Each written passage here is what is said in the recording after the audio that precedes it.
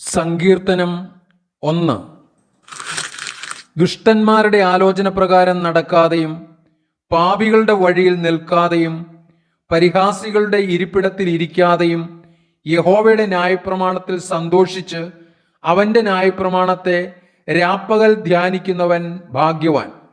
അവൻ ആറ്റരികത്ത് നട്ടിരിക്കുന്നതും തക്കകാലത്ത് ഫലം കായ്ക്കുന്നതും ഇലവാടാത്തതുമായ വൃക്ഷം പോലെ ഇരിക്കും. അവൻ ചെയ്യുന്നതൊക്കെയും സാധിക്കും.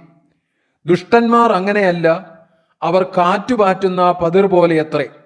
ആകയാൽ ദുഷ്ടന്മാർ ന്യായവിസ്താരത്തിലും പാപികൾ നീതിമാന്മാരുടെ സഭയിലും നിവർന്നു നിൽക്കയില്ല. യഹോവ നീതിമാന്മാരുടെ വഴി അറിയുന്നു, ദുഷ്ടന്മാരുടെ വഴിയോ നാശകരമാകുന്നു.